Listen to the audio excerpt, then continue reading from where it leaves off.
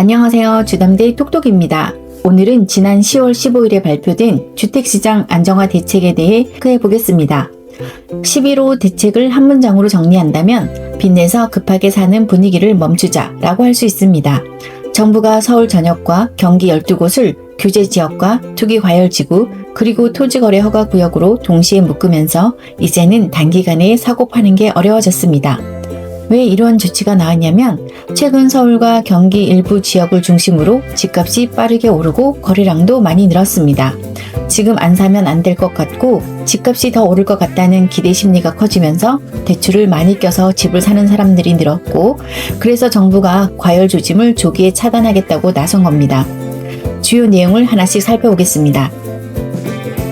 첫 번째는 규제 지역 지정입니다.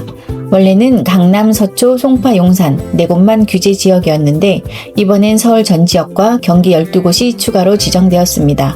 경기도 과천시, 광명시, 성남시 분당구, 수정구, 중원구, 수원시 영통구, 장안구, 팔달구, 안양시 동안구, 용인시 수지구, 의왕시 하남시인데요. 이렇게 경기 12곳과 서울 전 지역이 조정 대상 지역, 투기과열지구, 그리고 토지거래 허가구역으로 지정되었습니다. 두 번째는 대출 규제 강화입니다.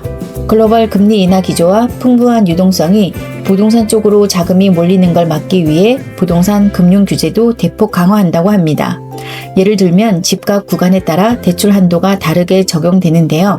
15억 이하의 집은 최대 6억, 15억 초과 25억 이하는 최대 4억, 25억이 넘는 집은 최대 2억까지만 가능합니다.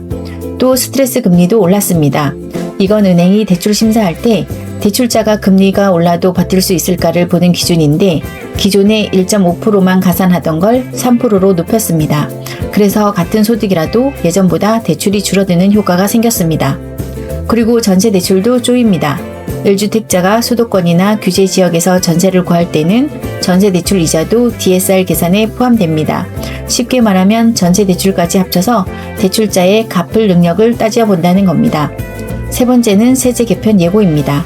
아직 구체적인 세율이나 시행 시점은 정해지지 않았지만 보유세와 거래세를 조정하고 특정 지역으로 수요가 쏠리지 않도록 세제도 손보겠다고 밝혔습니다.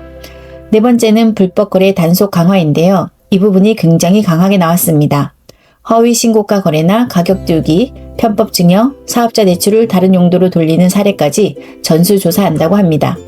30억 넘는 초고가 주택 거래나 고가 아파트 증여도 모두 점검 대상이고 또 시세 조작을 하는 중개업소도 집중 점검하고 부동산 탈세 신고센터도 운영한다고 합니다. 요약하면 이번 대책은 4가지 방향으로 볼 수 있습니다. 첫째, 지역을 넓게 묶고 둘째, 대출을 조이고 셋째, 불법 거래를 막고 넷째, 공급은 절차대로 천천히 늘린다.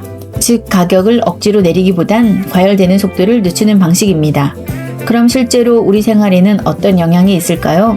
규제 지역과 토지거래 허가구역으로 동시에 지정되었기 때문에 이제 집을 사기 전에 반드시 허가를 받아야 하고 2년간 실거주 의무가 생겼습니다. 그동안처럼 전세 끼고 사거나 단기간에 바로 팔기는 어려워졌죠. 주택담보대출은 무주택자 기준 LTV 40%, 즉 집값의 40%까지만 가능하고 최대 한도는 6억입니다. 또 이미 집이 있다면 새로운 주택담보대출은 안 되시고요. 전세대출은 1주택자가 최대 2억, 보증비율은 80%까지만 가능하고 조건부 전세대출은 금지되었습니다. 신용대출 규제는 신용대출 1억 초과 시 1년간 규제 지역에서 주택 구입 불가입니다. 결국 이번 대책은 빚을 줄이고 실수 중심으로 가자는 메시지로 급하게 움직이기보다 지금은 잠시 시장을 바라보면서 나에게 맞는 집, 나에게 맞는 타이밍을 천천히 찾아가셨으면 좋겠습니다.